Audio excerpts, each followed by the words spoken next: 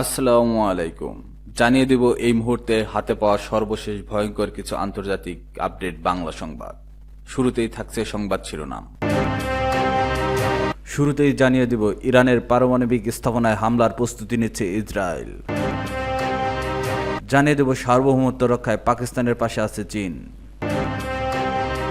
এরপর রয়েছে পাকিস্তানি গোয়েন্দাদের সঙ্গে যোগাযোগ, স্বীকার করলেন ভারতের ইউটিউবার। সর্বশেষ থাকছে গাজাবাসীদের হাতে এখনো ত্রাণ পৌঁছায়নি, জানিয়েছে জাতিসংঘ। এতক্ষণ শুনছিলেন সংবাদ শিরোনাম, এবার বিস্তারিত।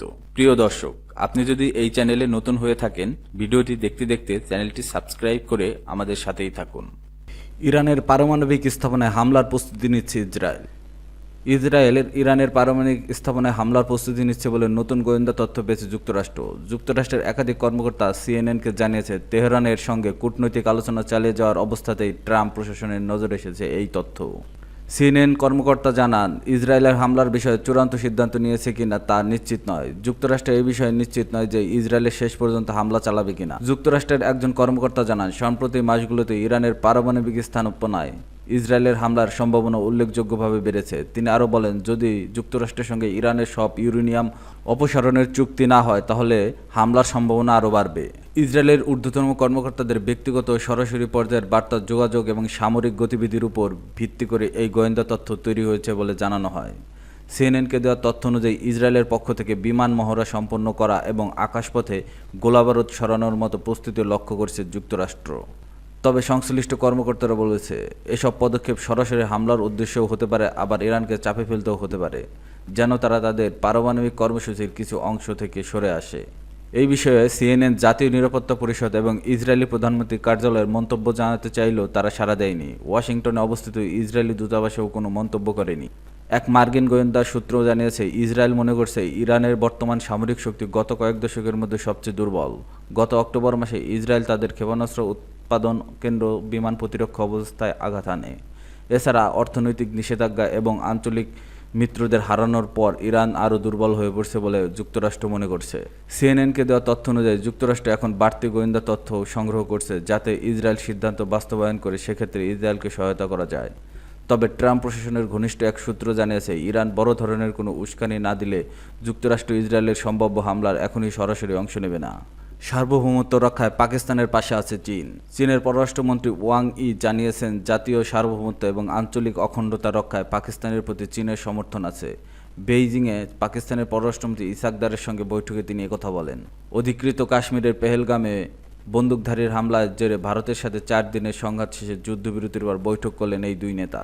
পাকিস্তানের উপপ্রধানমন্ত্রী ও পররাষ্ট্রমন্ত্রী ইসাক দারের সাথে সাক্ষাৎকারের সময় চীনের পররাষ্ট্রমন্ত্রী ওয়াং ই আরও বলেন, চীন দুই দেশের সংলাপের মাধ্যমে মতপার্থক্য মোকাবেলার উদ্যোগকে স্বাগত জানায়। এদিকে চীনের পররাষ্ট্র মন্ত্রণালয়ের এক বিবৃতিতে বলা হয়েছে, ওয়াং পাকিস্তানকে আয়রন ক্লাড ফ্রেন্ড বলে অভিহিত করেছেন। দুই দেশের মধ্যে সর্বকালীন কৌশলগত সহযোগিতামূলক অংশীদারিত্ব আরও গভীর করার প্রতিশ্রুতি দিয়েছেন।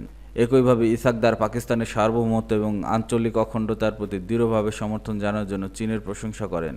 বৈঠকে উভয় পক্ষ দক্ষিণ এশিয়ার ক্রমবর্ধমান পরিস্থিতি, পাকিস্তান চীন বন্ধুত্বের ভবিষ্যৎ গতিপথ এবং সিপিইসি 2.0 নিয়ে মতবিনিময় করে। পররাষ্ট্র দপ্তর আরও জানায়, পাকিস্তান ও চীনের মধ্যে সর্বকালীন কৌশলগত সহযোগিতামূলক অংশীদারিত্ব এবং গাঢ় বন্ধুত্বের প্রশংসা করে। উভয় নেতা পারস্পরিক স্বার্থের সকল বিষয়ে একমত হওয়ার প্রতি সন্তুষ্টি প্রকাশ করছেন এবং আঞ্চলিক শান্তি, উন্নয়ন এবং স্থিতিশীলতার জন্য দ্বিপাক্ষিক সহযোগিতা অব্যাহত রাখার দৃঢ় সংকল্প ব্যক্ত করেছেন। এর আগে দার চীনের কমিউনিস্ট পার্টির আন্তর্জাতিক বিভাগের মন্ত্রী লিউ জিয়ানচাওয়ের সাথে দেখা করেন। আঞ্চলিক উত্তেজনার মধ্যে পাকিস্তানের পররাষ্ট্রমন্ত্রী ইসাক দার চীনের আমন্ত্রণ 3 দিনের সরকারি সফরে মঙ্গলবার বেইজিংয়ে পৌঁছান। পাকিস্তানি গোয়েন্দার সঙ্গে যোগাযোগ, স্বীকার করলেন ভারতীয় ইউটিউবার। পাকিস্তানি গোয়েন্দা সংস্থার সঙ্গে যোগাযোগের কথা স্বীকার করেছেন ভারতের হরিয়ানার YouTuber Jyoti Malhotra. Travel with Jo নামে একটি ইউটিউব চ্যানেলে তিনি পরিচালনা করেন। তার চ্যানেলে সাবস্ক্রাইব সংখ্যা প্রায় 4 লাখ। ভারতের তদন্তকারী সংস্থার কাছে তিনি স্বীকার করছেন, দিল্লিতে পাকিস্তান হাইকমিশনের এক কর্মকর্তার সঙ্গে তার সরাসরি যোগাযোগ ছিল। ইন্ডিয়া টুডের প্রতিবেদনে জানানো গেছে, 2023 সালে পাকিস্তান ভ্রমণের জন্য ভিসা নিতে নয়াদিল্লিতে অবস্থিত পাকিস্তান হাইকমিশনে যান জ্যোতি। সেখানে তার সাথে পরিচয় হয় ওই হাইকমিশনে কর্মরত দানিশ ওরফে ইলিয়াস এহসারদারের সঙ্গে। ঘটনার সঙ্গে জড়িত দানিশ নামের এই পাকিস্তানি কূটনীতিককে ভারতের পেহেলগাম হামলার পর রাষ্ট্রবিরোধী কার্যকলাপে জড়িত থাকার অভিযোগে বহিষ্কার করা হয়। জ্যোতি জানিয়েছেন, পাকিস্তান সফরের সময় তিনি আলী হাসান নামের এক ব্যক্তির সঙ্গে দেখা করেন, যিনি তার থাকা ও ঘোরাফেরার ব্যবস্থা করেছিলেন। আলীর মাধ্যমেই তিনি পরিচিত হন আরও দুই পাকিস্তানি গোয়েন্দা সংস্থার সদস্য সাকির ও রানা শাহবাজের সঙ্গে।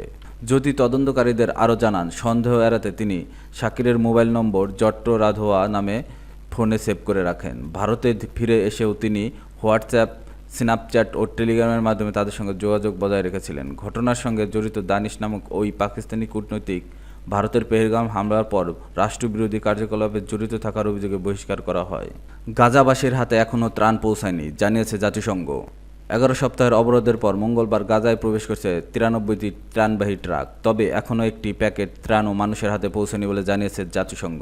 ইসরায়েলি কর্মকর্তারা বলেছেন, ট্রাকগুলোতে আটা, শিশুখাদ্য, ঔষধ ও চিকিৎসাধীন সামগ্রী ছিল। তবে জাতিসংঘের দাবি, এইসব ট্রাক কিরেম সালোম সীমান্ত দিয়ে গাজায় ঢুকলেও সেগুলো ত্রাণ এখনও মজুতগারে ওঠানো সম্ভব হয়নি। জাতিসংঘের মুখপাত্র স্তেফান দুজারিচ জানান, তাদের একটি দল কয়েক ঘন্টা ধরে অপেক্ষা করলেও ইসরায়েলি কর্তৃপক্ষ মজুতগারের প্রবেশের অনুমতি দেয়নি, ফলে ত্রাণ বিতরণ শুরু করা যায়নি।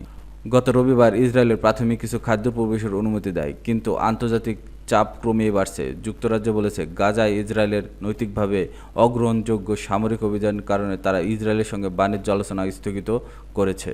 প্রধানমন্ত্রী স্যার কিয়ার স্টারমার পরিস্থিতি অসহনীয় বলে উল্লেখ করেছেন। ইউরোপীয় ইউনিয়নের পররাষ্ট্রনীতি প্রধান কায়াস ক্যালাস জানিয়েছেন, ইসরায়েলের সঙ্গে ইউরোপীয় বাণিজ্য চুক্তি পুনর্বিবেচনা করা হচ্ছে। দুজারিচ বলেন, ইসরায়েল জাতিসংঘকে বলেছে ত্রাণ সামগ্রী কেরেম সালোম সীমান্তে নামিয়ে রেখে গাজার ভেতরে প্রবেশের অনুমতির জন্য আলাদা করে অপেক্ষা করতে হবে। তিনি এটিকে ভয়াবহ জটিলতা বলে উল্লেখ করেন এবং বলেন, এই ত্রাণ আসা সমুদ্রের এক ফোঁটা জল মাত্র। জাতিসংঘ বলেন, গাজার মানবিক সংকট মোকাবেলায় প্রতিদিন অন্তত 600টি ট্রাক প্রয়োজন। জাতিসংঘের মানবিক প্রধান টম ফ্লেচার বিবিসিকে বলেন, পরবর্তী 48 ঘন্টায় সাহায্য না পৌঁছালে গাজায় 14,000 শিশুর মৃত্যু হতে পারে। যদিও এই সংখ্যাটি পরে স্পষ্ট করে বলা হয়, এটি একটি বছরের পূর্বাভাস, তাৎক্ষণিক নয়। জাতিসংঘের মানবিক দপ্তর জানায়, গাজায় বর্তমানে 14,000 শিশু তীব্র অপুষ্টিজনিত ঝুঁকিতে রয়েছে, যাদের জীবন বাঁচাতে জরুরি খাদ্য, চিকিৎসা সহায়তা প্রয়োজন।